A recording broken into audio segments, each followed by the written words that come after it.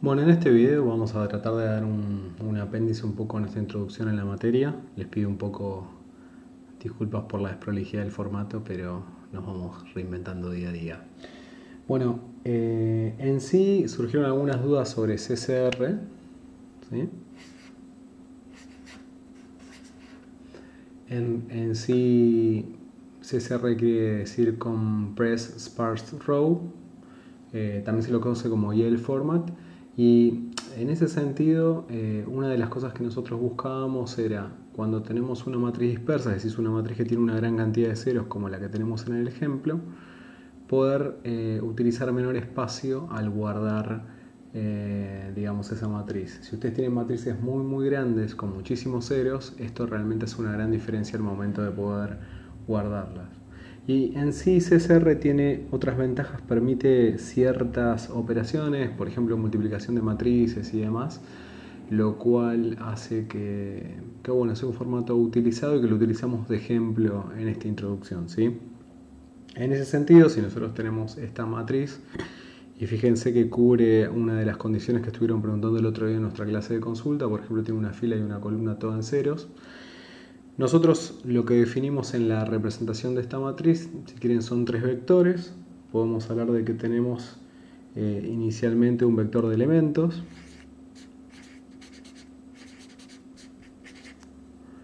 en sí un vector de índice de columnas, que vamos a llamar colindex, y por otro lado vamos a tener un índice por fila que vamos a llamar row index.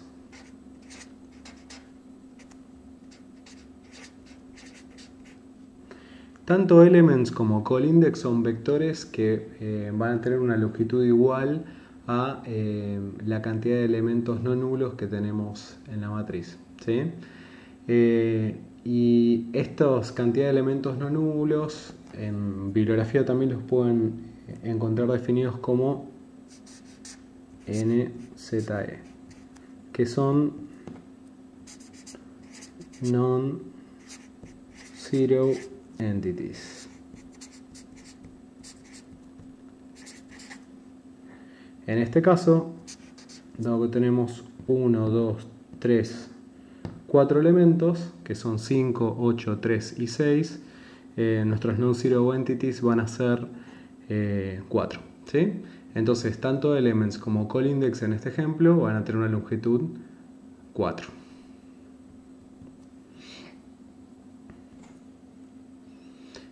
En sí, entonces, en elements, lo que nosotros vamos a tener guardado son todos los elementos no nulos. Y en colindex en sí vamos a tener un índice que nos va a indicar en qué columna ese elemento se va a encontrar de la fila correspondiente. Y en sí row index va a tener un elemento por fila en la matriz que va a codificar el índice en B donde esa fila comienza, ¿sí? En el caso particular, digamos, de que una fila esté completamente en cero, va a contar con el mismo valor, digamos, que tendría la siguiente fila no cero, ¿sí? Y ahora vamos a ver un poco por cómo se calcula ese mecanismo, justamente si esto es necesario. En alguna bibliografía, este row index en sí lo que busca es adicionar un último elemento que va a ser igual a la cantidad, digamos, de non-zero entities que nosotros tenemos. El mismo es innecesario, ya que ese valor, digamos, está yo en el ejemplo lo voy a agregar, pero en sí ese valor nosotros lo tenemos, lo podemos sacar directamente de la longitud que tienen tanto elements como colindex, ¿sí? Así que no sería necesario calcularlo. Si no, uno ve que es el último elemento, puede verificar contra la longitud de los otros y evitar guardar ese valor. Pero para que el ejemplo sea claro, digamos, lo voy a hacer, ¿sí? Así que bueno, en este sentido, nosotros vamos a tener entonces en elements, son todos los elementos no nulos, vamos a tener 5, 8, 3 y 6.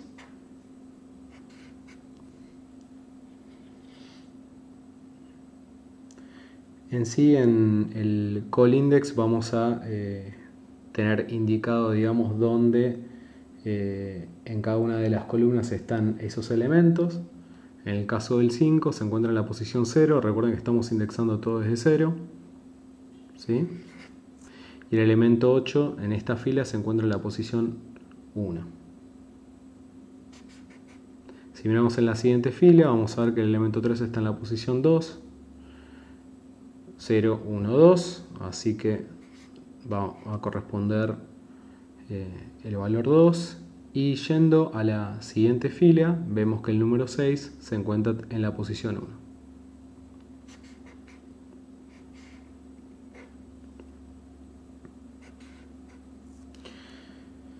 Dado que tenemos para poder, digamos, armar lo que sería este row index, en este caso nosotros podemos ver que tenemos una fila que se encuentra completamente en 0.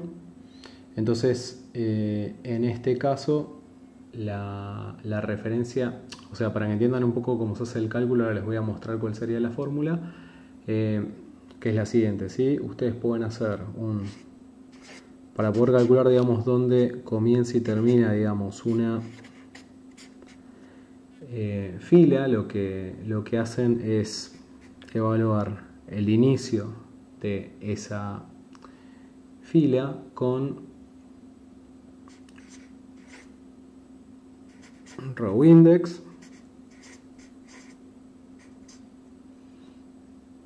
evaluado en el número de row que quieran considerar, ¿sí?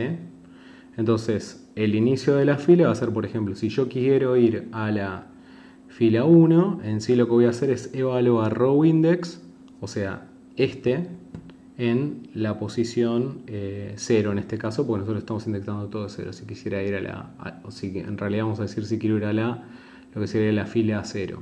Si quiero ir a la fila 1, lo tengo que evaluar en la 1 y así sucesivamente, ¿sí? Y para saber a dónde termina, lo que hacemos es evaluar row en pasa row index en este caso row más 1.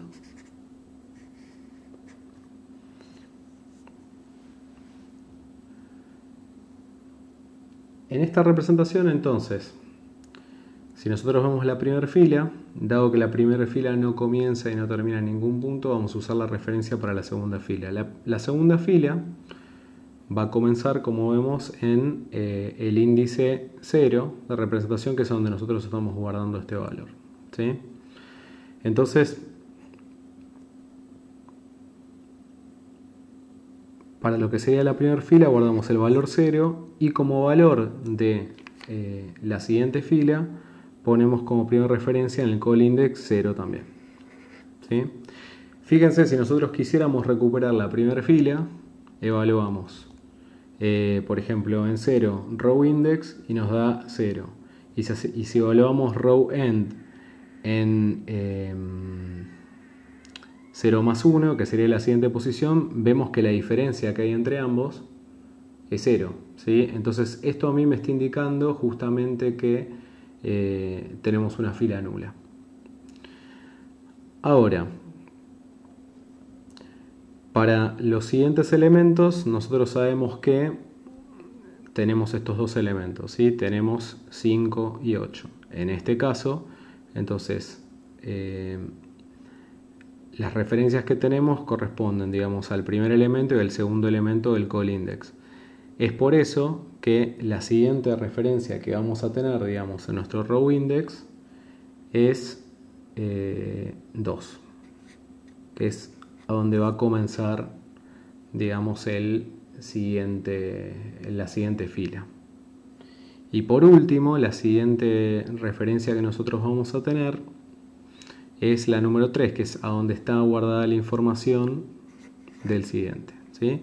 Usualmente, o sea, algo que uno suele hacer, digamos, en representaciones para que esto también termine de funcionar, es como último valor, en este caso, poner el valor 4, que en realidad este valor hace que es el NZE, hace que esta fórmula funcione, ¿sí?